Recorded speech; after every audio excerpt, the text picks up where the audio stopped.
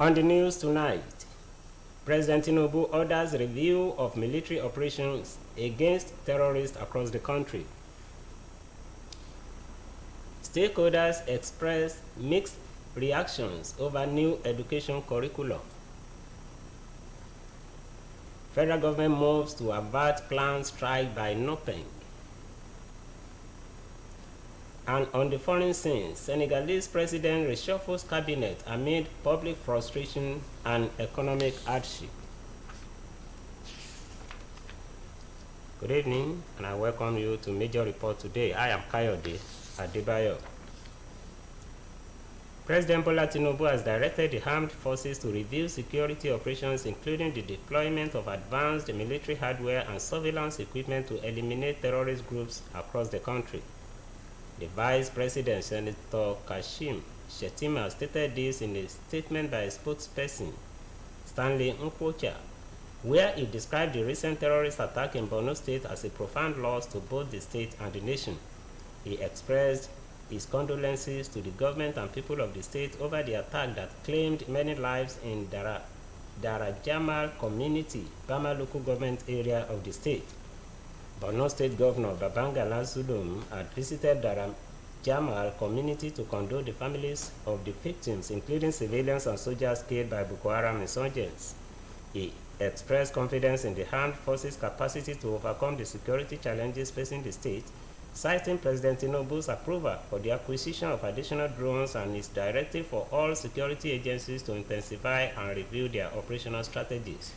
The Vice President, who highlighted the federal government's consideration of establishing state police, emphasized President Tinubu's position that security challenges in some Nigerian states require specialized units that understand local terrain, culture, and can effectively network the grassroots level. Education Minister Dr. Tunji Alausa has said that all is being done to keep tertiary institutions running as a holistic negotiation with various unions is ongoing, adding that it is needless going on strike during the talks. Alausa, who spoke with newsmen, pleaded with the unions to be patient as government makes attempts to address the contentious issues.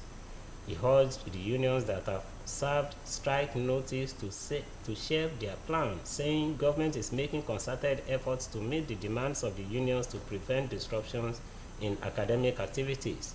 He, however, insisted that government will not rush into any agreement that has not been properly negotiated.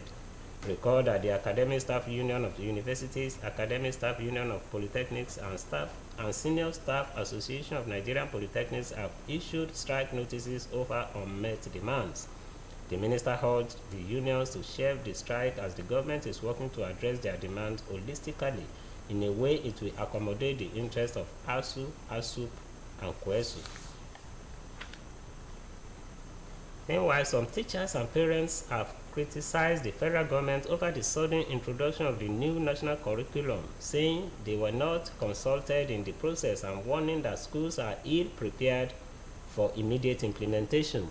The stakeholders spoke during a virtual meeting titled Understanding the New Curriculum, organized by the Concerned Parents and Educators Network, where they expressed fears that this rushed rollout could compromise learning quality. Child protection and education advocate Taiwo Akinlami described the process as exclusionary, saying critical voices were sidelined. He stressed that in Lagos alone, there are over 18,000 private schools and 1,700 public schools. Yet, most operators only became aware of the review when it was announced. While stating that the decision appeared more political than educational, he noted that the infrastructure gap poses a major challenge to the new policy, especially for subjects like ICT and agriculture that require laboratories and facilities that many schools lack.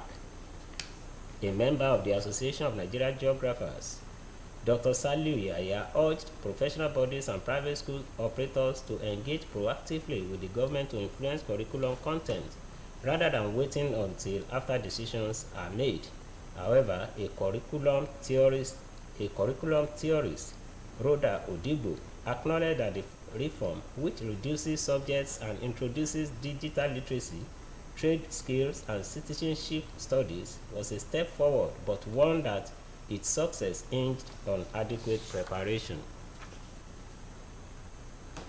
The Nigerian First Lady Oluremi Tinubu has underscored the importance of literacy as the bedrock of national progress, declaring that a literate population is the foundation of boundless opportunities. In her message on the occasion of International Literacy Day, celebrated today, Mrs. Tinubu emphasized that literacy in today's world goes beyond reading and writing to include digital skills. She described this year's theme, promoting literacy in the digital era, as a challenge to empower youth, women, and the underprivileged to thrive in a rapidly changing global environment. She called on Nigerians to work collectively to bridge the gap of digital exclusion, stressing that inclusivity in access to knowledge will open doors to a brighter and more prosperous future for all citizens. The First Lady urged continuous commitment to learning and knowledge acquisition as tools for empowerment and national development. The Nigerian Association of Resident Doctors has reaffirmed its plan to embark on an indefinite nationwide strike this week should the federal government fail to meet its outstanding welfare demands. The association president, Dr. Tope Oshundara, said, despite a meeting with government representatives last week, there had been no positive response, saying the 10-day ultimatum issued to the relevant agencies will not be withdrawn. The ultimatum was contained in a communique signed by Oshundara and General Secretary Dr. Oluwasola Odunbaku and Publicity Secretary Dr. Maha Amobi after NAD's Extraordinary National Executive Council meeting. The doctors condemned the federal government's failure to pay the 2025 Medical Residency Training Fund to eligible members, alongside outstanding 5 months arrears from the Consolidated Medical Salary Structure reviewed and the 2024 Accottment Allowance. They also criticized the Medical and Dental Council of Nigeria for downgrading West African postgraduate membership certificates and faulted the National Postgraduate Medical College of Nigeria for delaying the issuance of certificates. NAD accused the Kaduna and Oyo State government of failing to honor agreement with its members, stressing that ongoing strikes in affected hospitals will continue. The federal government has appealed to the National Union of Petroleum and Natural Gas Workers to shelve its planned nationwide strike over alleged anti-union practices, monopolistic agenda, and indecent industrial relations strategies by the management of Dangote Petroleum Refinery and Petrochemicals.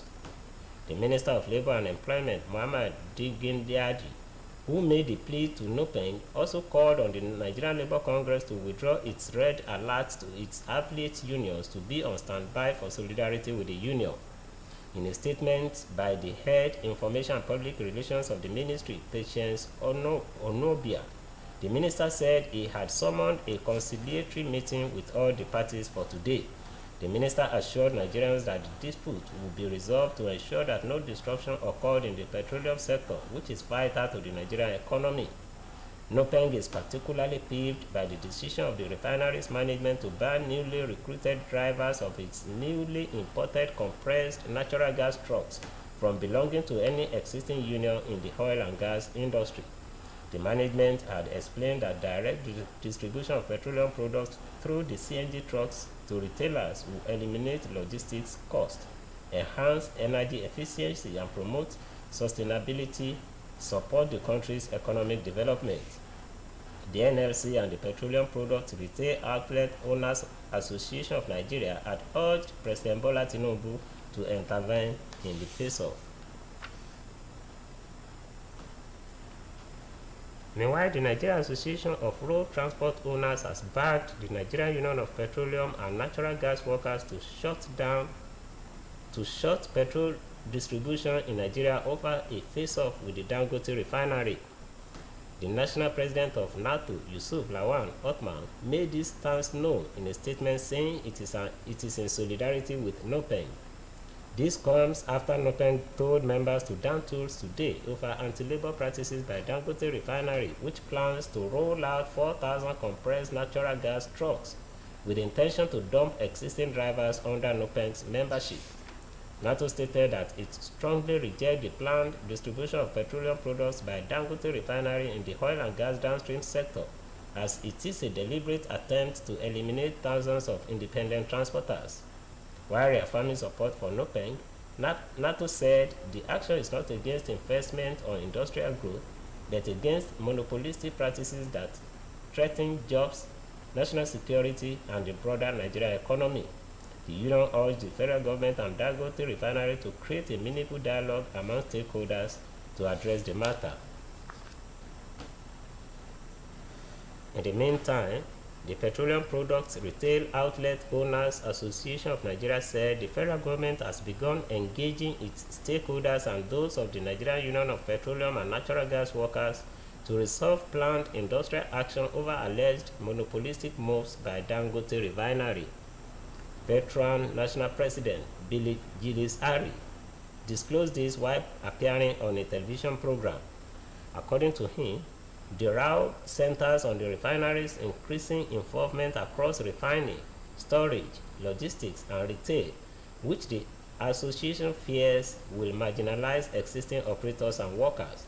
The association had announced plans to suspend lifting and dispensing of petroleum products for 3 days if talks held from yesterday through today fail to produce an agreement.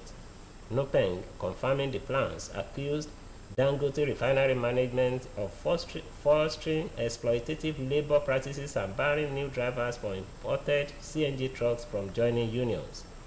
However, Gilles Harris said regulators and stakeholders have been in consultation and expressed optimism that a solution can be reached if all parties agree to a round table. The Seventh-day Adventist Church Osun Conference has restated its commitment to the spread of the good news of the kingdom of God and bring others to the love and grace of Jesus Christ. The SDA restated this at the annual conference of the church held at its headquarters in Ede, Osun State, Nigeria. OSBC reporter Oluchi Amuda has the details. The 2025 annual family camp of the Seventh-day Adventist Church Osun Conference held at the permanent campground of the SDA Church headquarters in Ede, Osun State brought together leaders and members of the church from different districts across the state and beyond, who raised their voices in thanksgiving to God for the grace to be part of the gathering.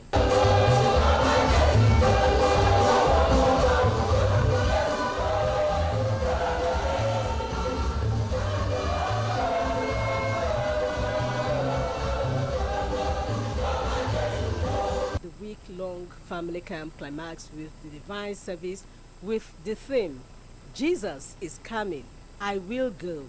In his message at the service, the camp pastor and guest speaker, Pastor Demola Tayo, stated that the theme of the event is appropriate and timely because the second coming of Jesus Christ is fast approaching. Added that though no one knows the moment or the hour it will be, it is however imperative for Christians to be prepared at all times. The guest speaker, who doubles as the Vice Chancellor of Babcock University, admonished the congregation to learn from the story of Moses, who played a highly significant role in the establishment of Israel as a nation, but accepted the will of God without bitterness when God showed him the view of the promised land, but informed him that he will not get there. Maybe you are so fervent in your faith, but sickness will not allow you to rest. All have our own peace one way or the other. But this morning, this afternoon, God is saying, beyond this peace, we must press forward. Earlier in his address of welcome, the President of the Conference of the Seventh-day Adventist Church, Pastor David Adewi, said the theme of the program resonates deeply with the current state of the world and speaks to the urgency of Christian faith and the need for action. He implored the Adventists never to forget the call to spread the good news about the kingdom of heaven and to bring others to the love and grace of Jesus Christ. The Sabbath worship program featured Sabbath school, divine service, choir rendition, thanksgiving, and benediction, among others.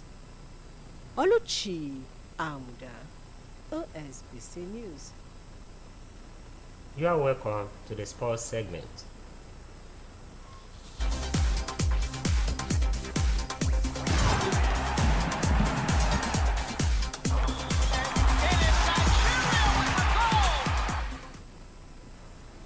As the Super Eagles of Nigeria prepare to face South Africa tomorrow in a crucial World Cup qualifying encounter, football fans have expressed their hopes and concerns about the team's journey to the 2026 FIFA World Cup.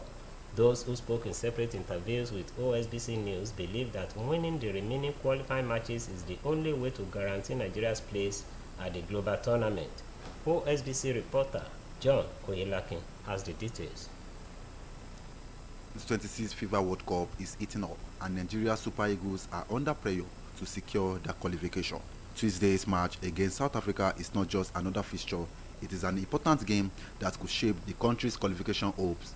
The team must not only beat South Africa, but also win the rest of their qualifying fixtures to stand a chance of booking their ticket to the United States, Canada, and Mexico in 2026. Football lovers have always maintained that the team has the talent to qualify, but consistency and focus will be key. They urge the Super Eagles player to ensure stability and avoid distraction that could affect performance. While sharing his views with OSBC News, a sports fan, Samuel Rafe, described the injury to the Super Eagles main striker in their last match as a major setback. He stressed that the players must now work exceptionally hard to secure victory in his absence. In the last match, we lost our star man, Victor Osun, coming off with an injury very early in the game.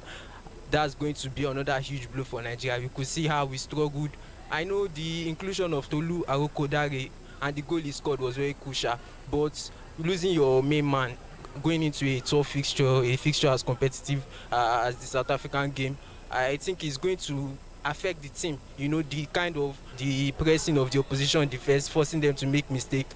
Those are the kind of things we are going to be lacking against the South African side. Similarly, another fan, Victor Oweye, noted that Nigeria's chances of qualifying for the next World Cup appear slim, stressing that the Super Eagles must not only win their remaining fixtures but also rely on other teams in the group dropping points to balance the table. If we are going to win the 3 points from the South African, we want to see Lesotho lose to their next match, so that the table is going to balance. For Olamide Kanjani, the focus must be on scoring big. He also emphasized that the Super Eagles not only need to win but also secure convincing goal margins, stressing that the next fixture should see Nigeria score at least 3 goals or more. South Africa has superior goal difference to Super Eagles. So going to our match against South Africa, we have to defeat South Africa by good goals, 2-3 goals.